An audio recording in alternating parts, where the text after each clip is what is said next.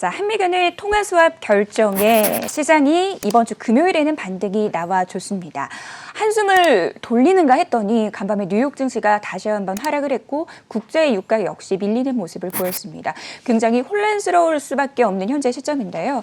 자, 대표님 요즘 주위에 보면 주식에 전혀 관심이 없던 분들조차 이렇게까지 밀리면 나도 한번 들어가 봐도 되는 게 아닐까?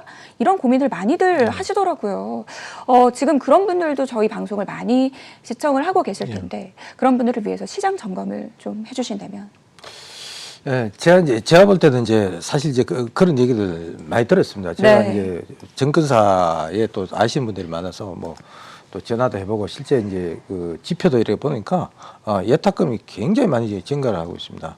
근데 그 시청자 여러분 조심하셔야 될 부분은 뭔가 하면 물론 장기적인 관점에서 들어온다면은 저는 문제가 없다고 봐요. 얼마든지 지금 주가의 바닥을 지금 잡기가 굉장히 어렵거든요. 자, 예를 지금 한번 들어보면 우리가 지난주 금요일이죠. 주가가 우리가 급등한 이유를 보면은 세 가지로 볼 수가 있거든요. 볼 수가 있는데, 첫 번째는 환율 문제죠. 그죠? 환율이 안정화 추세에 들어간 건데, 그거는 왜 그런가 하면 한미 수합이라고 그러죠. 물론 미국이 우리하고만 수합하는 건 아니에요. 세계 한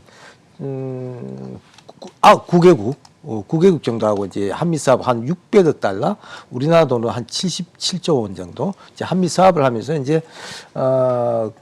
그 금융시장, 국내 금융시장이 안정화, 그러니까 환율이 안정화됐다 이렇게 보시면 되겠는데, 그저께 보시면 환율이 거의 한 달러당 원 달러가 한 1,300원 가까이 갔지 않습니까? 갔다가 한미 사업이 얘기가 나오면서 원달러 환율이 급락했지 않습니까? 한 1245원까지 목요일 대비해서 한 40원 정도 가까이 빠진 이유가 되겠고요. 그 다음에 국제 유가가 또 급등을 했습니다. 국제 유가가 워낙 내렸습니다. 제가 국제 유가 20달러, 전문가 생활하고 있는데 처음 보는 것 같아요. 그저께 20달러, 그저께 20달러에서 또 금요일 아침에 자고 나니까 한 25달러, 한 25% 또 폭등하고, 오늘은 또 보니까 또 국제 유가가 급락했더라고. 한 12% 가까이요. 그래서 어쨌든 국제 유가가 좀 반등을 하고, 그다음에 사실은 우리가 금일 주가가 급등한 이유를 이렇게 보면 현물로 주가를 끌어올렸다기보다는 현물이거든요. 현물 매수.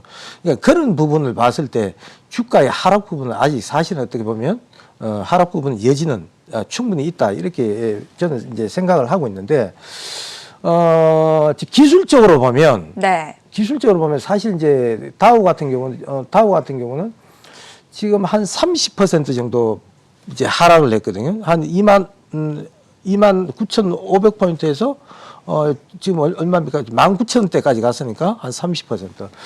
그런데 제가 볼 때는 하락폭의 여유는 조금 더 있어야 돼요. 리먼 사태의 경우를 보면 알아요. 리먼 사태 보시면은, 리먼 사태 고점 때 보시면은 고점대에서 주가가 조금 급락하기 시작하니까 2007년도죠. 그때는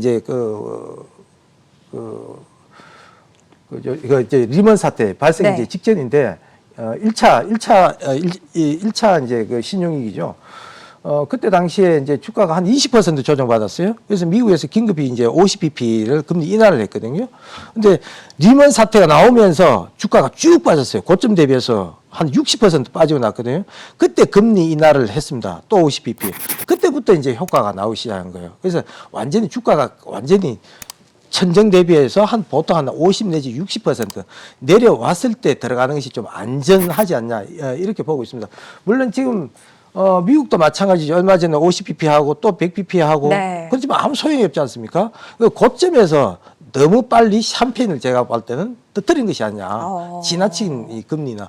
더 이상 금리 인하할 나머지 금융시장을 안정시킬 만한 여러 가지 대책이 지금 카드를 다 써버렸으니까, 금리도 거의 제로 금리 아닙니까? 지금 그러니까 그게 없으니까 경기 부양책 1조 달러 이야기하고, 심지어 개인한테 얼마 돈 $1,000달러씩 준다 그러죠? $1,000면 우리나라 돈으로 얼마쯤 되나요? 한 120만 원? 뭐 각가지 이제 부양책이 나오지 않습니까? 뭐 그다음에 뭐 세금 감면 이야기도 나오고. 근데 그게 이제 잘 안 먹히는 게 왜 그런가 하면 고점에서 아직 여전히 한번 보세요. 2008년도부터 해서 2012년도까지 주가가 한 12년 동안 계속 올랐는데 12년도 올라온 퍼센티지가 한 470, 80% 되거든요. 근데 겨우 이제 30% 조정받았습니다. 이걸 바닥이라고 생각하고 이제 성급하게 들어가는 것은 굉장히 제가 볼 때는 이제 단기적인 관점에서 봤을 때는 위험할 수도 있다. 그래서 제가 볼 때는 최근에 다우가 19,000원이니까 네. 고점 대비해서 한 50% 내지 한 60% 가능하면 다우 지수가 한 16,000까지 정도는 내려오지 않겠냐 이렇게 보고 있는데 다만 여기서 지금 워낙 지금 단기간에 급락을 했기 때문에 기술적인 반등은 어느 정도 나올 수는 있습니다.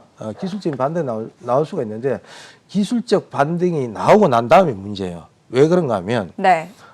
지금 이제 코로나19 사태 때문에 모든 우리가 비즈니스가 거의 스탑되고 있지 않습니까? 근데 우리가 이제 예상을 하는 거죠. 뭐 1분기 실적이라든지 기업의 1분기 실적이라든지 2분기 실적이 잘 안 나올 것이다.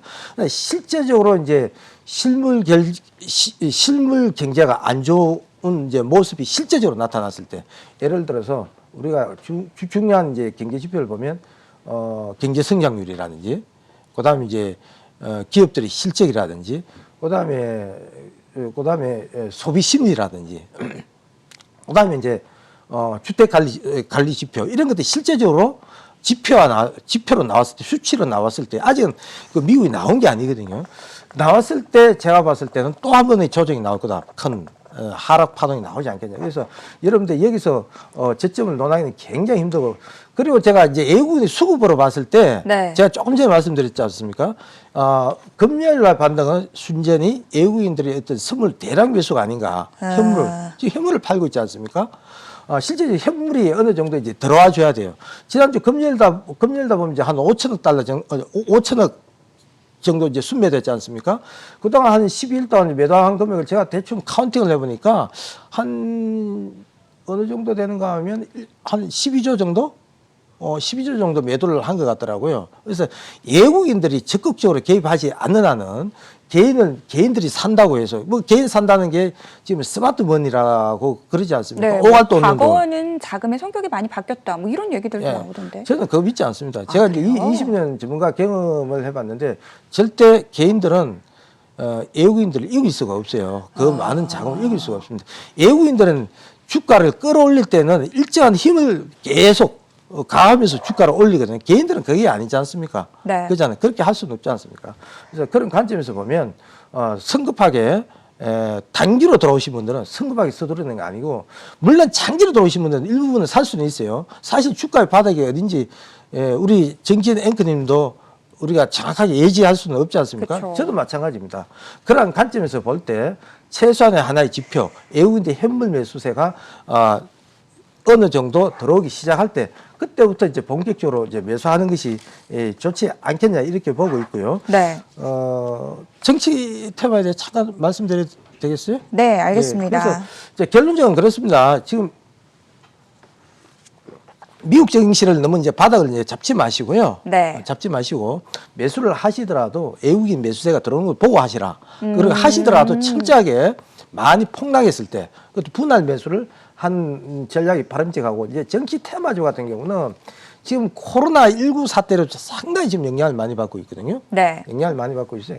아니면 코로나19 사태가 아니라면 뭐 이러한 가정이 좀 힘든 가정입니다만 19가 아닌데 아마 정치 관련주가 벌써 움직였을 거예요.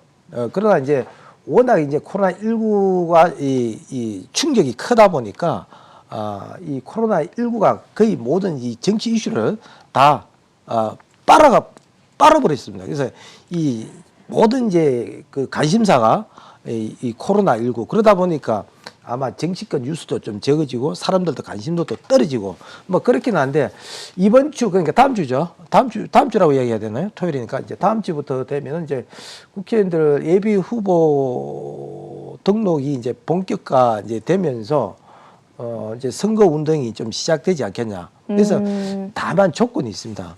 이 주가의 변동성만 조금만 줄여주면 본격적인 제가 봤을 때는 이제 한 3월 한 하순경부터 4월 초순 사이에 네. 4월 초순 사이에 어쩌면은 급반등 아주 짧은 기간에 급반등 모멘텀 상승 상승이라도 나오지 않을까 하는 것이 제 생각입니다. 아마 그렇게 되리라고 저는 한 90% 확률로 제가 말씀드립니다. 사실 제가 지난주에 와가지고 네. 뭐 이번 주에 어느 정도 정치 테마지 움직이지 않겠냐 이렇게 말씀을 드렸는데 코로나19 사태가 전 세계적으로 아시다시피 뭐 미국이라든지 영국 그다음에 일파만파. 중동, 뭐 아시아 이런 쪽으로 뭐 전 세계적으로 지금 네. 확산기로 아닙니까? 우리나라의 추세가 약간 꺾이는 추세이긴 합니다만은 세계적인 확산세 이런 걸로 볼 때는 제가 봤을 때는 하순경이나 3월 하순경이나 4월 초쯤 돼서 이제 서서히 움직임이 나오지 않을까 이렇게 보고 있습니다. 네,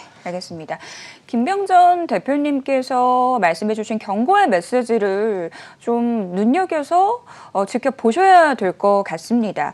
실물 경제에 타격이 예상되는 상황이기 때문에 아직 바닥이 다져지지 않았다. 추가 하락의 가능성 열려 있다라고 말씀을 주셨어요. 따라서 이 외국인들의 현물 매수가 재개됐을 때 매수를 하는 것이 좋겠다라고 말씀 주셨으니까요. 이런 부분들 꼭 기억해 두시기 바라겠습니다.